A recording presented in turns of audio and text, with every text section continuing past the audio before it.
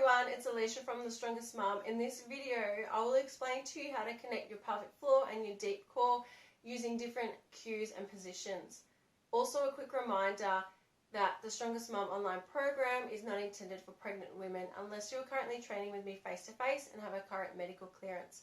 If so, all pregnant clients must side lie, 4-point kneel, sit or stand to do their exercises and follow all pregnancy guidelines.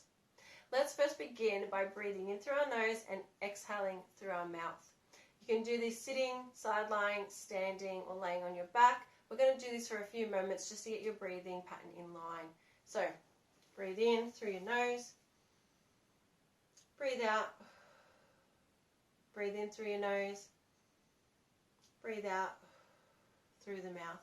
Continue doing this while I explain a little few things about the pelvic floor.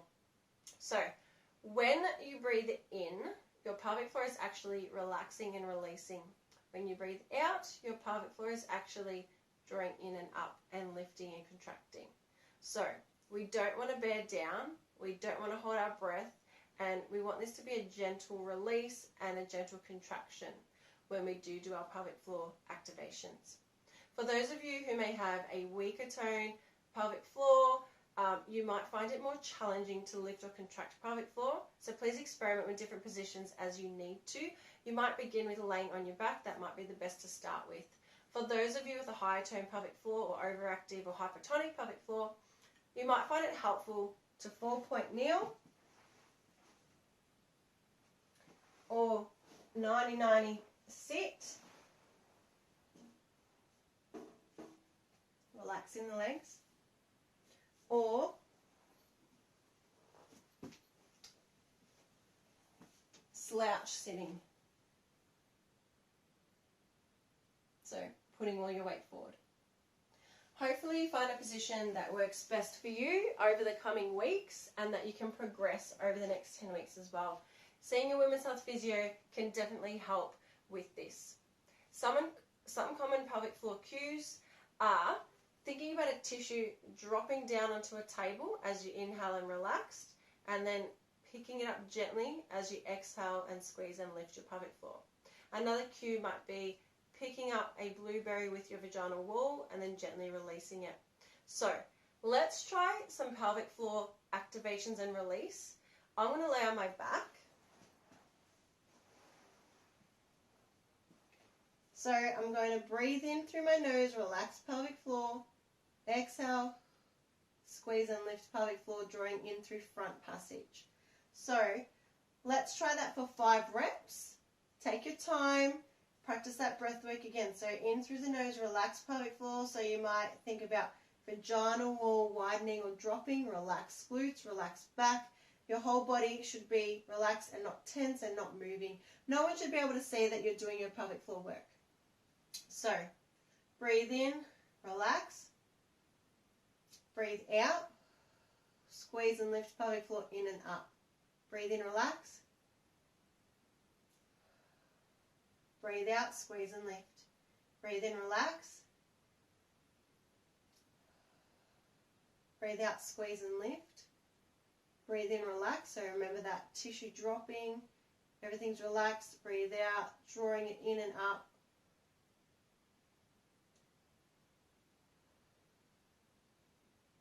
Now, we're going to add on to this with our deep core.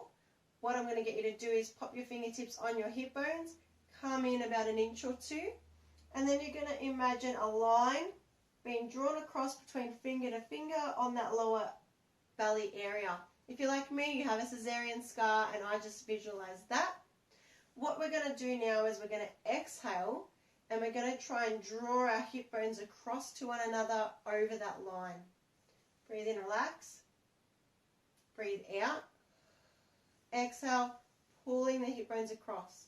So while your fingertips are here, you might feel some feedback from the skin below coming up to just touch your fingertip a little bit. So when you do contract your deep core, you're going to feel your skin sort of raise a little bit, tighten, but this is all gently. So we don't want this to be forceful. We don't want our hips to lift or anything like that, and we definitely don't want to hold our breath. So let's try that again. We're going to breathe in, relax.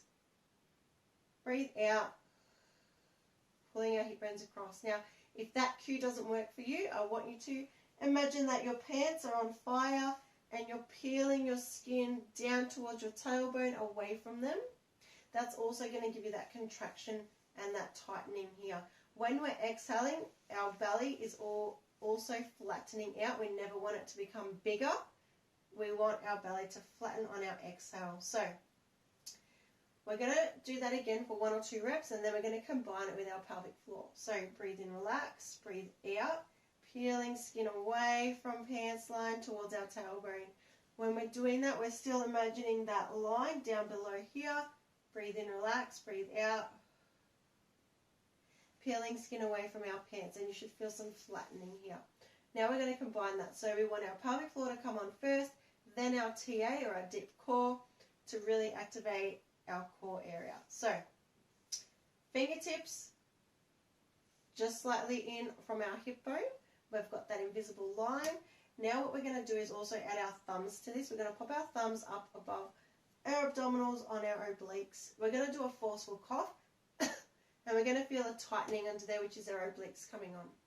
Now this is what we don't want to happen while we're doing this activation.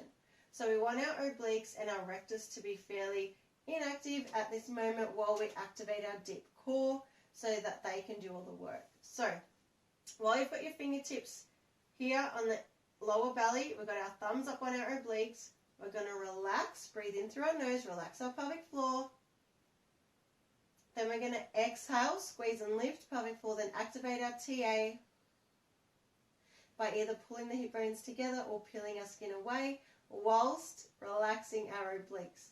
Now, you're probably thinking, this is super complicated, I can't do this, but let me tell you, and I promise you that you will be able to do this over the weeks. It will get a lot easier.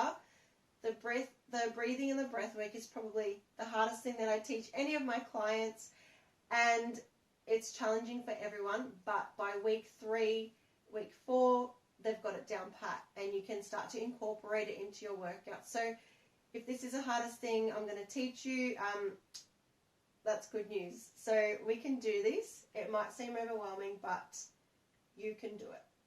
We're going to breathe in through the nose. We're going to relax.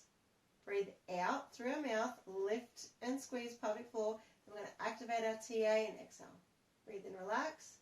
Breathe out. Lift and squeeze pelvic floor. Activate TA.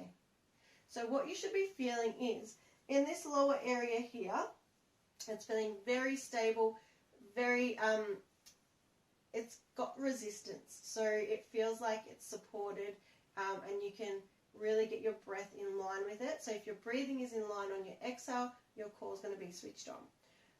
The idea of this is that this forms a foundation of all of our other movements and helps us to be stronger in all of our big movements like deadlifts, lifts, squats, running, bench press, things like that. All right, so we want that to be our foundation.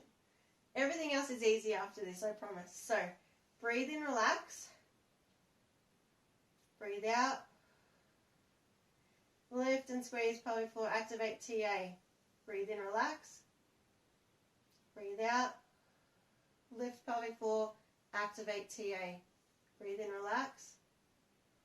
Breathe out. Draw pelvic floor in and up. Activate TA by either pulling the hip bones together or peeling your skin away. What this is doing is creating tension. So if you do have any abdominal separation or core weakness, it's creating tension here so that you can load your body safer. Breathe in, relax. Breathe out. Breathe in, relax. Breathe out. Lift pelvic floor, activate TA. Now, if you do feel like you're weaker or more dominant on one side, if you side lie, the weaker side facing the ceiling, you should be able to feel your TA more strongly. You can also do this in a 4-point kneel position. Breathe in, relax. Breathe out. Pelvic floor, TA. You might feel it stronger in this position. What we don't want to see is that cat-cow motion. We want everything to be nice and straight. So when you're in this position, you should immediately feel like TA is coming on already. And then when you do the breathing, you're activating it consciously and you'll feel more resistance. Now, some other ways to do your pelvic floor and TA activation will be sitting with 90-degree legs. So we don't want them like up high or long. We want them 90 degrees. We're sitting tall. Breathe in, relax, breathe out, lift and squeeze pelvic floor, activate TA if you need to. Then we can progress to standing. So you will get to a point where you can do your pelvic floor and your breathing standing. So we're not holding our breath, we're not bearing down, and I'll just stand on the side and keeping our posture nice and stacked. So shoulders down and back, ribs on top of pelvis. We're not in an exaggerated anterior tilt or posterior tilt. So that creates that really nice inhale all the way down to pelvic floor and then exhale all the way in and up.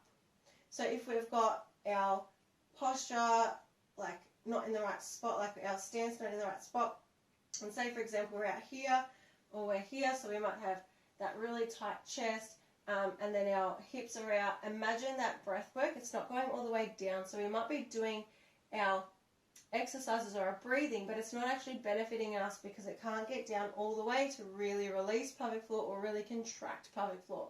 So your posture could be the difference between getting results and not. So let's play around with what feels best for us and where we can feel the right release and contraction. So we've got laying on the floor, we've got side lying, we've got 4-point kneel, we've got sitting, and we've got standing. Now, as I mentioned earlier, if you do have a weaker toned pelvic floor, you might find laying on your back or side lying to be easiest at the beginning until you have more control and understanding of your breath work. If you've got a higher toned pelvic floor, which needs a little bit more help to relax, you might try, as I mentioned, sitting in that slouch position, so really letting pelvic floor release, or laying on your back with the 90-degree legs. And the tip here is to let the legs really relax. So let your hips relax into the floor and sort of slouch your legs. So we don't have to be up here at 90-90 in like, you know, a forced posture. We're here, we're relaxed. That's going to help your hips to release. You also might try, as I mentioned, that 4-point kneel, or taking it further into a child's pose. So, hopefully that helps you to understand your breath work and your pelvic floor activations and releases, as well as your deep core activation a little bit more. Over time, this will get easier, I promise you. I hope you enjoyed this video, and I'll see you in the next video.